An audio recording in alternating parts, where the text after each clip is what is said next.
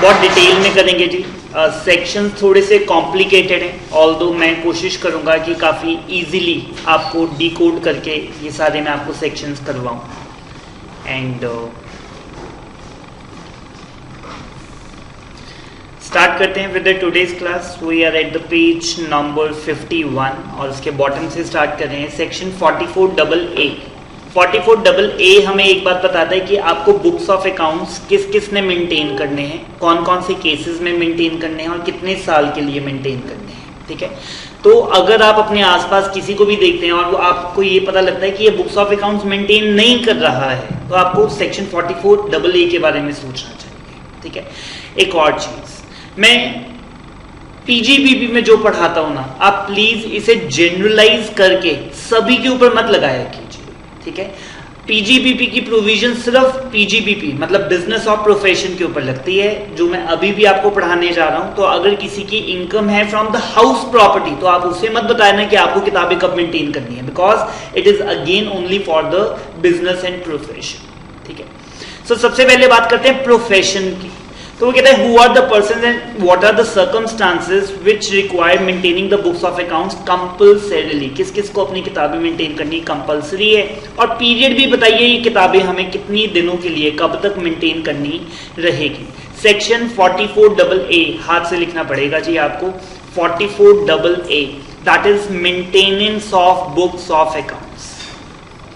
सबसे पहले वो कहता है कि सर अगर आप स्पेसिफाइड प्रोफेशन कैरी ऑन कर रहे हैं, तो फिर से बोल रहा हूं स्पेसिफाइड प्रोफेशन। तो हमने कहा स्पेसिफाइड प्रोफेशन क्या होता है, तो वो कहता है कि जी जो कि हमने इस सेक्शन में मेंशन कर रखे हैं। ठीक है, सो पढ़ लेते हैं एक करके। Every person carrying on legal समझते हैं, जो कि एडवोकेसी या एडवोकेट्स हैं।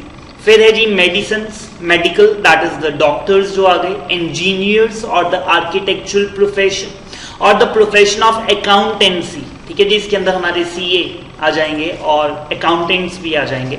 Technical consultancy, interior decoration, authorised representatives. Representatives में वैसे एडवोकेट्स आते हैं जी, जो कि किसी और को रिप्रेजेंट करते हैं किसी कोर्ट में, ट्राइब्यूनल में। सीए भी करते हैं, सीएस भी करते हैं। ठीक है, सो वो भी इसके अंदर आते हैं। और the film artist and the other profession as may be notified by the board. Other profession के अंदर सीएस इज नोटिफाइड। ठीक है जी, वो एक्ट में तो नहीं लिखा हुआ, बट रूल्स के अंदर इट हैज बीन प्रिस्क्राइब्ड कि जी ये भी स्पेसिफाइड प्रोफेशन के अंदर कवर अप होता है। तो अगर आपको सीएस वालों को अगर पेपर के अंदर आता है कि जी एक सीएस का क्वेश्चन आता है, तो उसके ऊपर सेक्शन 44AA की प्रोविजन लगेगी, बिकॉज वो भी स्पेसिफाइड प्रोफेशन है। ऑल्दो एक्ट में तो उसको नहीं लिखा हुआ, लेकिन बोर्ड से वो नोटिफाइड है। ठीक है, सो मैं एक बार दोबारा से सारे पढ़ देता हूं। Legal, medical, engineering, architectural, accountancy, technical consultancy, interior decoration, authorised representatives, film artist, इनके भी क्वेश्चंस बहुत ज्यादा आते हैं पेपर के अंदर। फिल्म आर्टिस्ट और एनी अदर प्रोफेशन के अंदर आप सीएस नोट कर सकते हैं। As may be notified by the board in the official gazette, shall keep and maintain the specified books of accounts. So कहता है ये जो specified profession वाले हैं ना, इनको specified books maintain करनी पड़ेगी। specified books क्या है वो नीचे आपको बताया गया है। हमने कहा सर कब मेंटेन करनी है, बहुत ध्यान से सुनना पड़ेगा, बिकॉज आगे जाकर ये और ज्यादा कंफ्यूजिंग हो जाएगा। वो कहता है कि जी अगर पिछले 3 सालों में, ऑब्वियसली मैंने कहा कि सर ये मेरे को पता था पिछले सालों की बात करोगे, आप करंट ईयर की बात नहीं करोगे, क्योंकि करंट ईयर के अंदर अप्रैल में मुझे थोड़ी ना पता है कि करंट ईयर में टर्नओवर एक्सीड होगी कि नहीं होगी। ठीक है, सो जो भी आप क्राइटेरिया लेकर आओगे वो आप पिछले साल का क्राइटेरिया लेकर आओगे। ठीक है, क्योंकि अगर दिसंबर में जाके मेरी एक्सीड करती है और तब तक तो मैंने किताबें मेंटेन की ही नहीं, क्योंकि मुझे पता ही नहीं था कि एक्सीड करेगी कि नहीं करेगी। सो इन दैट केस आपने क्या बोला, the criteria is of the previous years, पिछले सालों को देखना पड़ेगा। तो मैंने कहा सर कितने पिछले सालों को, कहता है 3 पिछले साल आपको देखने पड़ेंगे।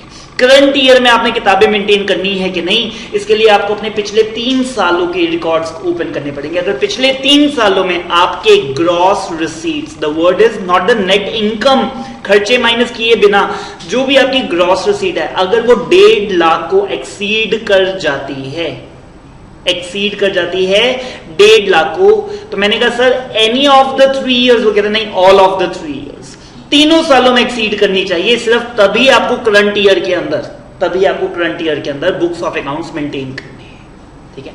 मैंने कहा कि सर एक साल में मेरी रिसीट्स है 15 लाख, दूसरे साल में है 20 लाख, तीसरे साल में कोविड हो गया, रिसीट्स रहेगी सिर्फ 1 लाख, तो अब करंट ईयर में मेरे को किताबें मेंटेन करनी है कि नहीं? तो वो कहता है कि जी करंट ईयर में अब आपको किताबें मेंटेन नहीं करनी है, क्योंकि पिछले तीनों सालों में आपकी जो ग्रॉस रिसीट है in case of specified profession, specified profession कौन सा?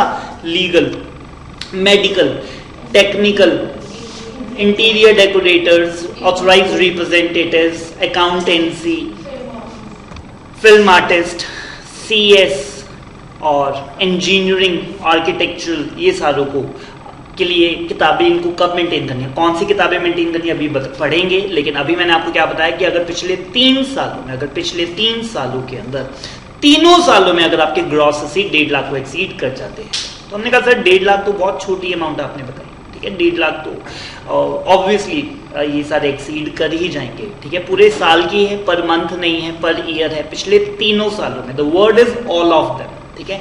तीनों सालों में एक्सीड करने करोगे तभी, सिर्फ एक साल में एक्सीड करने से बात नहीं बनेगी। Are we good so far?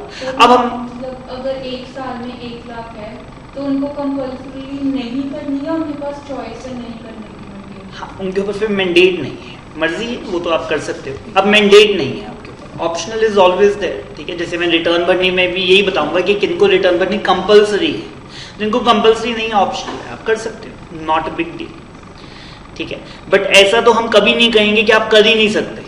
Letter से मैं कहता हूं सर मेरे इंटरनल अकाउंट्स कैसे मेंटेन होंगे, मेरे को पता कैसे लेगा मैंने क्या कमाया, मैं करना चाहता हूं, तो कंपल्सरीली नहीं कर सकते, ऐसा तो कभी कोई एक्ट क्यों कहेगा, ठीक है। हम तो आपको बस यही कहेंगे कि कंपल्सरीली कब करना है, अदरवाइज आपकी चॉइस, करना है करो, नहीं करना है मत करो। अभी गुड। अब हमने कहा कि सर पहले साल का भी बताओ। अब पहले साल में भी पॉइंट नंबर A के हिसाब से तो करना नहीं, क्योंकि आप क्या कहेंगे फर्स्ट ईयर, लेटर से मैं पहले साल अकाउंट CA बना और मैं अपनी प्रैक्टिस खोल के बैठा हूं और मैंने कहा कि सर पिछले 3 सालों में मेरी तो रिसीट एक्सीड की नहीं 1.5 लाख, ठीक है। और पहले 2 साल तो मैं छुट्टी मना लूंगा, पहले 3 साल ही छुट्टी मना लूंगा, ठीक है, और मैं किताबें मेंटेन नहीं करूंगा, जबकि शायद मेरे फादर की प्रैक्टिस थी और मेरी फर्म के अंदर पहले साल में 20 लाख का काम आया, अगले साल 40 लाख का काम आया और उससे अगले साल 60 लाख का काम आया, बट मैं किताबें नहीं मेंटेन कर रहा। तो हमने कहा कि नहीं, ये जो प्रोविजन है ये ऑनगोइंग बिजनेस के लिए है। अगर आपका पहला साल है तो आपके ऊपर पॉइंट नंबर A नहीं लगेगा, पॉइंट नंबर B लगेगा, ठीक है। और पॉइंट नंबर B क्या है, अगर आपको पहले साल में लगता है कि आप 1.5 लाख को एक्सीड कर जाएंगे, इन दैट केस आपको किताबें मेंटेन करनी पड़ेगी, इन दैट केस आपको किताबें मेंटेन करनी पड़ेगी। सर अगर 1,50,000 की है तो भी करनी पड़ेगी? हाँ, exceed, the word is exceed, ठीक है। पूरा 1.5 लाख भी हुआ तब भी आप एक्सीड तो किए नहीं, ठीक है। इन दैट केस आपको किताबें मेंटेन करनी, मैंडेट नहीं। फर्स्ट ईयर में वो कहता है आपकी कॉल है, आप देख लो, आपको लगता है, सबको पता होता है जी कि जी मेरी एक्सपेक्टेशन क्या है। अगर आपको लगता है कि मैं 1.5 लाख एक्सीड कर जाऊंगा, in that case you should start, ठीक है।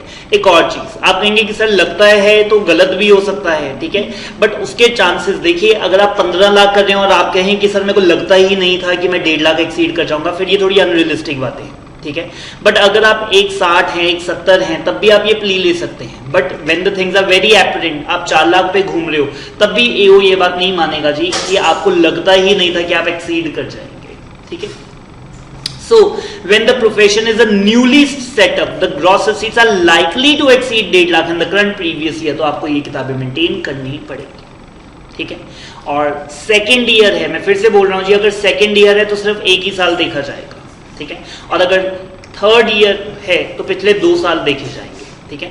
तो फर्स्ट ईयर में ही ये प्रॉब्लम थी, फर्स्ट ईयर में ही ये प्रॉब्लम थी कि सर पीछे कोई ईयर है ही नहीं, तो वो कहते हैं करंट ईयर में जो भी आपकी एक्सपेक्टेशन आप उसके हिसाब से कर लो। बट मैं फिर से आपको बोल रहा हूँ कि जी ये आप कह सकते हैं कि सर मैं तो अपनी गट फील के हिसाब से चला, लेकिन उसमें आपकी प्ली इतनी स्ट्रांग नहीं रहेगी। बट अगर एक्चुअल में बहुत ज्यादा डेविएशन है, कौन सी किताबें मेंटेन करनी है, तो बहुत आसान है जी। एक वो कहता है कैश बुक, दूसरा वो कहता है जर्नल, ठीक है जी। मर्केंटाइल अगर आप मेंटेन कर रहे हैं तो जर्नल, और फिर वो कहता है कि जी लेजर, फिर वो कहता है कि जी अगर आपकी कोई रिसीट्स या बिल्स 25 रुपए से ज्यादा हैं, उन सबकी कार्बन कॉपीज चाहिए, ठीक है। छोटी बात, 25 रुपए है ना, 25 रुपए कौन लेता है, कोई भी ये सारी जो प्रोफेशन है, डॉक्टर्स, एडवोकेट्स, फिल्म आर्टिस्ट, इनकी 25 रुपये क्यों होगी? ठीक है, तो कुछ खास इंपॉर्टेंट पॉइंट है नहीं जी मेरे हिसाब से, बिकॉज प्रैक्टिकल नहीं है जी। तो वो कहता है कि जी अगर वो 25 रुपये से बड़ा का बिल है ना, तो ओरिजिनल बिल नहीं भी है बट उसकी कार्बन कॉपी, जैसे बिल बुक होती है ना,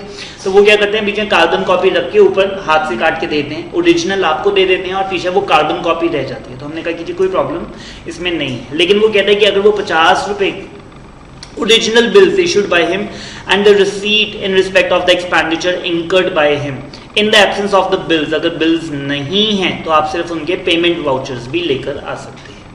तो कहता है कि जी ओरिजिनल बिल्स चाहिए बाकी सबके, और वो कहता है कि जो खर्चे हैं उनके भी ओरिजिनल बिल ही चाहिए। बट अगर आपके पास खर्चों की ओरिजिनल कॉपीज नहीं भी है कोई बात नहीं, आप उनके पेमेंट वाउचर्स दिखा देना कि जब आपने पेमेंट की तब आपने पेमेंट वाउचर कट किया होगा। कई बार क्या होता है कि मैं किसी को पे करता हूँ, सामने वाला मेरे को कोई बिल नहीं दे पाता, ठीक है। जैसे कि लेटर से ऑफिस में चाय पिलाने वाला है तो उसको मैं बोलता हूँ सर बिल ला दो, वो कहता है कि सर बिल, मैं तो कोई फॉर्म नहीं खोली, कोई बैंक अकाउंट नहीं, मेरे तो नाम से काम चलता है, कोई बैंक कुछ भी नहीं है मेरे पास, मैं कहाँ से आपको बिल ला कर दूँ?